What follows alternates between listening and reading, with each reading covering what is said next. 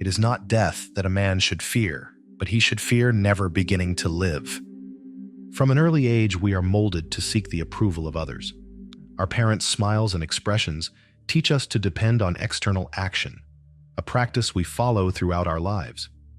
This constant need to please everyone, even strangers, imprisons us. In the modern world, there is a great emphasis on seeking social validation and looking good in the eyes of others. This has created a population of men and women whose development is stagnating. We often put our own dreams aside for fear of others' judgment, and while it's natural to care about the opinion of others to a certain extent, after all, it facilitates social interactions. The obsession with pleasing can be harmful and unnecessary. Spending hours wondering what others think of us not only consumes our mental energy, but also prevents us from living fully. As Richard Taylor said in Restoring Pride, most of us care too much about other people's opinions. We overvalue social approval and have an irrational fear of disapproval, criticism, and rejection. Instead of following a path that matches our talents, strengths, and desires, we end up conforming to what others expect of us. Social validation, in fact, comes mainly from one thing: success in the outside world, or at least the appearance of it. The position we hold, the material possessions we own, the size of our bank account, our physical appearance, our fashion choices, and the status of the people we associate with. These are the things that bring the validation that many people crave. The moment we let our happiness depend on the validation of others, we surrender control over our emotional state. With this mentality, we feel euphoric when others like us, but when they don't, we feel sad and angry. And especially today, in the age of social media, many people have made the approval of others central to their lives. Positive attention then becomes a necessity for happiness, something that depends completely on the will of those we are trying to impress. Many of the people we try to impress we don't even know. What's more, many have fickle opinions, which are often unfounded or completely ignorant. A survey of 2,000 British adults, called the National Worry Audit, revealed that, on average, people in Britain spend around 6.5 years of their lives worrying. Many of these worries concern, directly or indirectly, the opinion of others. For example, on a day-to-day basis, 28% of Britons worry about their appearance, 21% about what to wear, and 17% about body odor.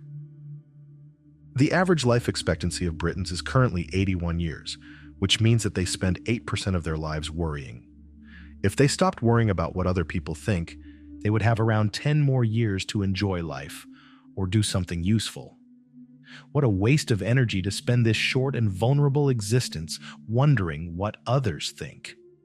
Kashimi and Koga, authors of the book The Courage Not to Please, say that the only thing you need to find happiness is the courage to be despised. They explain that we shouldn't fear being despised. Freedom lies precisely in not depending on the approval of others. Kashimi and Koga explain that there are two main objectives when interacting with others: seeking approval or trying to make a positive impact on their lives.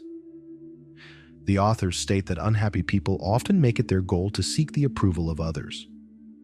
These people believe that true happiness comes from being seen as good by others, be it a teacher, a parent, or society. However, this quest always leads to the same result: unhappiness. Essentially, unhappy people believe that being liked by others makes them good. Many might argue that the desire for approval and validation is a natural part of the human experience. However, Kashimi and Koga explain that this is a mistaken view. They claim that human beings don't seek approval in order to find happiness, but rather seek happiness in approval because it satisfies a deeper need within us. But why do people seek recognition from others? For Kashimi and Koga, this attachment to approval often stems from an upbringing based on rewards and punishments, where we learn from an early age to associate acceptance with personal value. However, even when unhappy people manage to gain the approval of others, it comes at a high cost. They start living according to other people's expectations, sacrificing their freedom and ultimately their happiness. The authors explain that constantly trying to interpret other people's feelings and adjusting your behavior to please them essentially means living to meet other people's wishes. There may even be signs that make this journey easier, but this is not a truly free way of living. Furthermore, the courage to be happy also requires the courage to be despised. When you overcome the fear of disapproval, your relationships become lighter, more natural, and more authentic. Conditioning yourself to ignore the approval of a single person is difficult enough, but when we're in front of a group or a crowd, this need intensifies even more. In many situations, this manifests itself as social anxiety, which impairs our ability to act with spontaneity and confidence. For example, when giving a presentation or speech, we can feel tense and nervous, compromising our performance. In social interactions, we can feel uncomfortable, always analyzing how we are being perceived, which prevents us from acting naturally. The worst effect of this social anxiety is that it prevents us from following our own conscience. Instead of making authentic choices, we follow what is socially acceptable for fear of rejection. To be one of the few who stop living in reference to others, it is essential to reduce the fear of ridicule, rejection, and disapproval.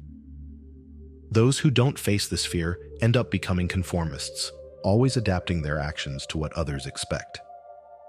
One of the most effective ways to overcome this fear is to resort to an ancient philosophical practice, intentionally exposing yourself to social disapproval. This means deliberately acting in a way that goes against other people's expectations.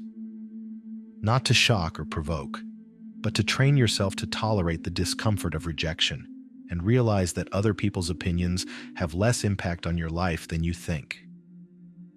Over time, this practice strengthens your emotional independence, allowing you to live with more freedom, authenticity, and courage. The Roman senator Marcus Cato, a follower of Stoicism in the 1st century BC, was a fervent advocate of the practice of intentionally exposing oneself to contempt in order to strengthen one's emotional independence. As William Irvine writes in A Guide to the Good Life, The Ancient Art of Joy, one way to overcome our obsession with winning other people's admiration is to make a conscious effort to do things that are likely to earn their contempt.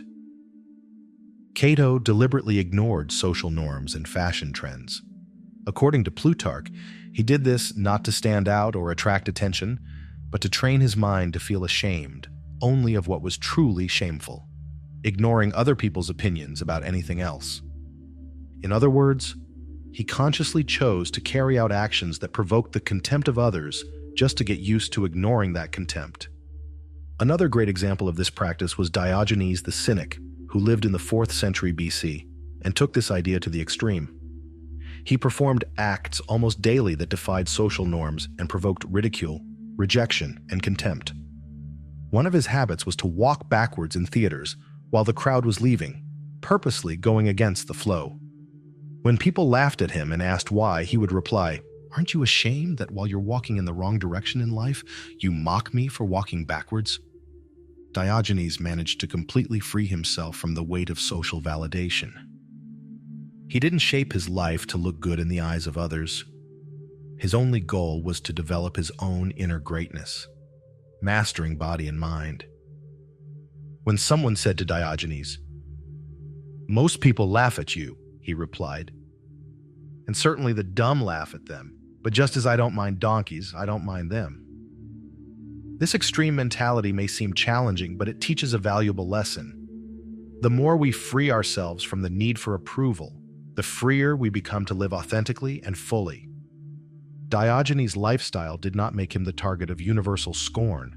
On the contrary, his freedom and authenticity were so remarkable that even Alexander the Great expressed his admiration for him. On one occasion, Alexander declared, "If I were not Alexander, I would like to be Diogenes." This demonstrates that true independence of thought and the courage to live without the need for external approval not only liberate the individual but also inspire respect. To get closer to Diogenes' ideal, it's essential to adopt the right mindset. We don't seek non-conformity just to look foolish or attract attention. Our aim is not to shock people, but to learn more about human nature and our own potential. We are actually practicing what Nietzsche called psychological observation. That is, observing other people's reactions not with resentment, but with curiosity and learning. When our attitudes provoke laughter or disapproval, We can follow the advice of the philosopher Arthur Schopenhauer, who suggested, "If you come across any special trait of wickedness or stupidity, you must be careful not to let it disturb or distress you, but see it only as an addition to your knowledge, a new fact to be considered." Study the character of humanity. Your relationship to it will be that of the mineralogist who finds a very characteristic specimen of a mineral. In other words, instead of being frustrated by other people's opinions, we can see them as an opportunity to learn about human psychology, reflecting on the approval we seek. We can't control people's opinions, and trying to please everyone is a futile effort. However, we can consciously choose how we deal with these feelings and question the importance we attach to the approval of others. A first step towards cultivating a healthier attitude is to reflect on the character of the people whose approval we seek. Are they in a process of growth, or do they remain stagnant? Do they have courageous and independent minds, capable of forming their own opinions? Or are they conformists who accept everything without question and just repeat what they hear from influencers, politicians, and celebrities? If a person doesn't impress us, why should we bother impressing them with our lifestyle?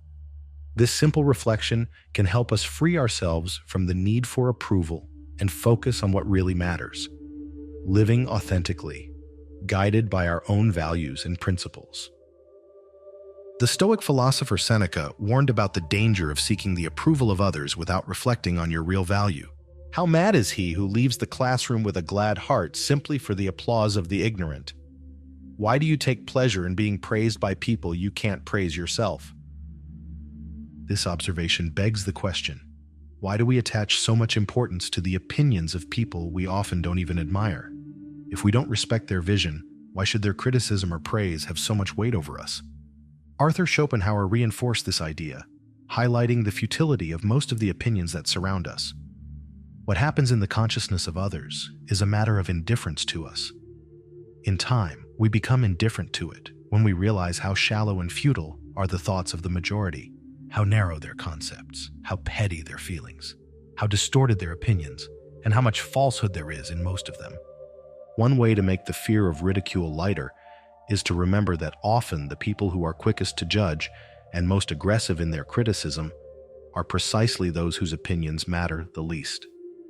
Generally, these are not balanced individuals, but people consumed by their own frustrations, who use criticism as a way of dumping their dissatisfaction on others. In fact, the way someone reacts to us says more about that person than about ourselves. Hostility, indifference, or even sadness at our presence or actions are not always personal. Often, these reactions are unconscious reflections of internal issues that the person themselves doesn't realize. Carl Jung, a renowned Swiss psychiatrist, called this phenomenon projection. He explained that we tend to repress undesirable aspects of ourselves in the unconscious, forming what he called a shadow. As a result, we often project these characteristics onto others. What bothers us in someone else may actually be something we don't accept in ourselves, generating a negative emotional reaction. Psychology. Today magazine describes projection as follows. Unconscious discomfort can lead people to project onto others feelings or impulses that they cannot accept in themselves. This projection allows them to deal with these characteristics without having to recognize them within themselves. Carl Jung said that projections make us see the world as a reflection of our own unknown face. We all interpret reality through a unique lens, influenced by our unconscious. With this understanding, we can put other people's opinions into perspective and prevent them from defining us. There is an ancient philosophical practice that advocates voluntarily exposing oneself to ridicule and rejection as a strengthening exercise. This teaches us a valuable lesson. Nothing catastrophic happens when someone disapproves of us or embarrasses us, as long as we are at peace with our choices. Over time, insults and judgments lose their weight. They become just words that enter the ears but don't disturb the mind. In this way, we stop living according to other people's opinions, and if we have the courage to listen to our own essence, we discover a much greater and more authentic path. The secret to not caring so much about what others think is to build a solid foundation of trust in ourselves. If we are insecure and carry feelings of inferiority, we become hostages to external approval, always afraid of rejection. On the other hand, when we invest our time and energy in strengthening our mind and body, improving our character, and pursuing goals that make us proud, the opinion of others, positive or negative, becomes irrelevant. In the end, no matter what we do, there will always be people who don't like us.